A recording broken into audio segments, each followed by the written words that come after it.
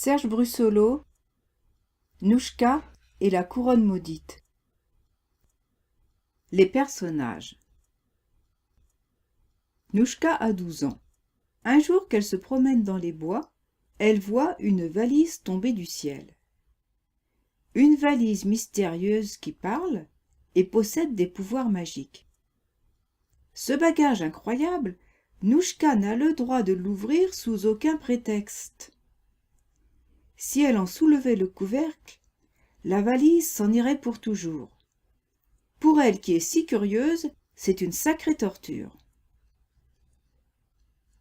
La mallette a la fâcheuse manie d'annoncer des catastrophes, ce qui jette notre héroïne au cœur d'aventures dont elle se passerait bien.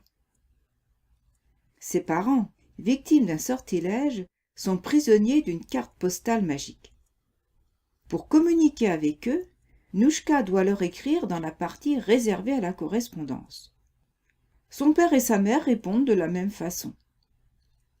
La meilleure amie de Nouchka s'appelle Poppy. C'est une grosse fille, toujours vêtue de rouge, dont la force dépasse de beaucoup celle des garçons. Hélas, elle a mauvais caractère. Toutes ces aventures sont contées dans le premier tome de la série, Nouchka et les géants.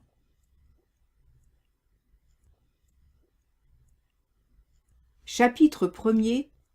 La menace inconnue. La valise magique m'a réveillée dans la nuit. Une voix nasillarde en sortait, bredouillant des mots incompréhensibles. Je me suis assise en grognant, j'ai tendu l'oreille. « Tu dois te mettre en route, vite !» a marmonné la mallette.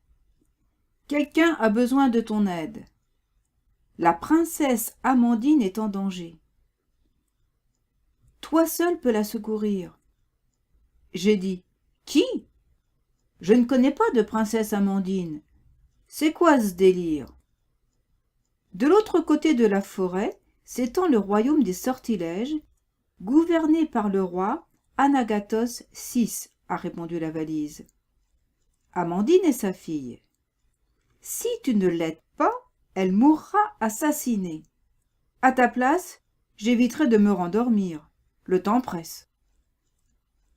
La valise est assez crispante. Mais elle a souvent raison. Je ne sais pas si je l'aime ou si je la déteste. Parfois, j'ai envie de la jeter au fond d'un puits, mais à d'autres moments, je me dis que je ne supporterai pas son absence. Allez y comprendre quelque chose. Je suis allée voir ma copine Poppy pour lui demander si elle voulait m'accompagner. « Non » m'a-t-elle répondu. « Je commence juste la lecture des aventures du docteur Squelette, génie du crime. Il y a 7 tomes de 3706 pages chacun. Tu seras revenu que je n'aurai pas encore fini. Et puis le royaume des sortilèges, c'est à l'autre bout du pays. Je ne vais pas muser les pieds pour aller porter secours à une pimbèche qui ne me dira même pas merci. » Poppy a son caractère, c'était pas la peine d'insister. Je suis rentrée à la maison pour écrire un mot à mes parents au dos de la carte postale où ils sont retenus prisonniers à cause d'un envoûtement dont j'espère bien un jour venir à bout. « Je vais sauver une princesse », ai-je tracé à l'encre violette.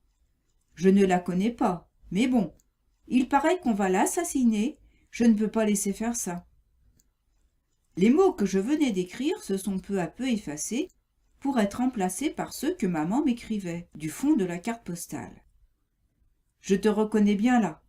Tu es courageuse, ma petite fille, mais fais bien attention à toi. Je t'embrasse très fort. » J'ai rangé le rectangle ensorcelé dans un endroit secret. Sur l'image, mes parents étaient toujours figés dans la même pose. Ils me manquaient.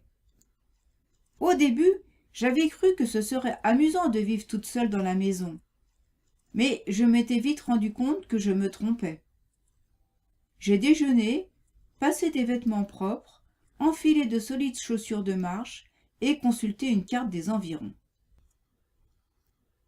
Enfin, j'ai empoigné la valise magique et je suis partie pour le royaume des sortilèges.